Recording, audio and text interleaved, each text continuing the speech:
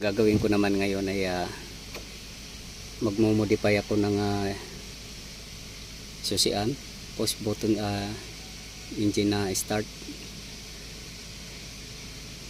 So yung susian kasi ay ayaw nang umi-start sa susian, may problema. So para makabiyahe siya, gagawan ko muna siya ng diskarte kung paano mapa-start. So mayroon akong push button switch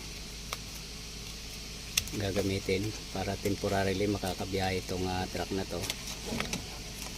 At kapag natambay siya ng medyo matagal-tagal ay tsaka ko na lang siya gagawin kung kaya pang ma-repair yung ignition switch.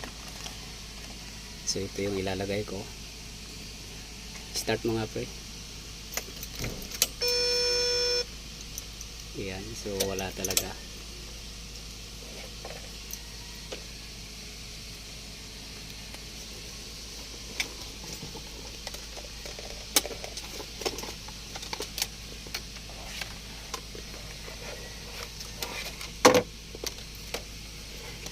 So ang gagawin ko dito ay gagawan ko muna siya ng panibagong linya, push button switch.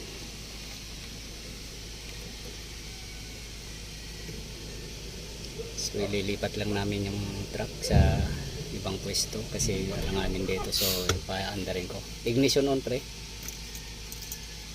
So yan, tinanggal ko yung relay at paandarin namin.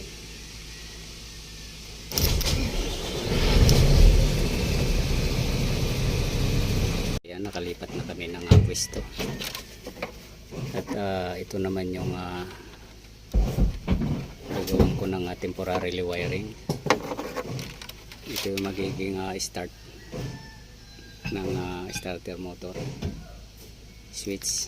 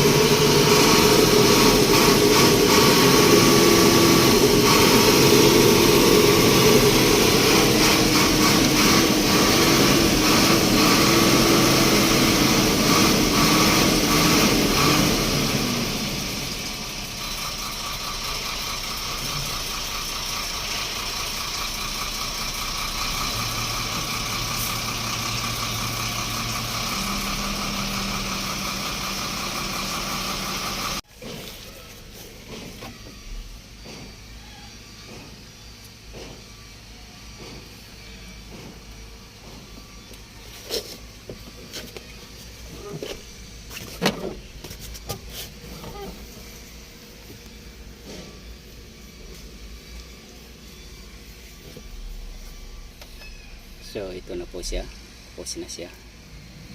So yung pag-start po nito ng sasakyan ay temporarily wala na po dito sa susian. Pero yung patayan dito pa rin siya sa susian. Dito na po. So habang wala pa po yung ordering ko na pyesa nito, ignition switch, ay ito po muna yung gagamitin niya para hindi napipinding yung biyahe ng truck na to.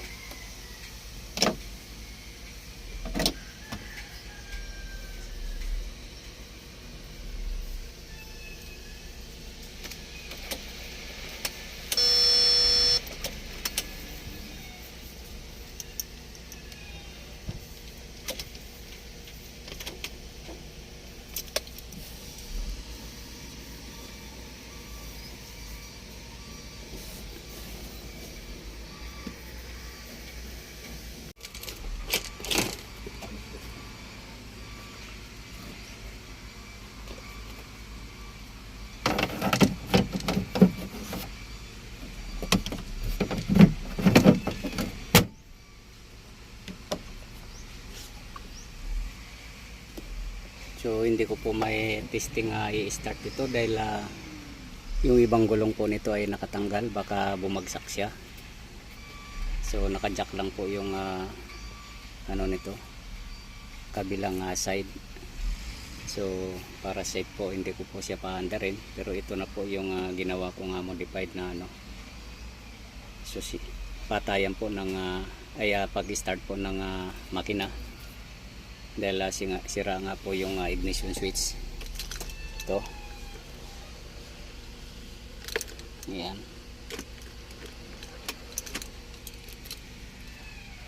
At hanggang dito na lang po muna ang video kong ito. Please like, subscribe na lang po and hit notification bell para sa susunod na mga video. God bless all po.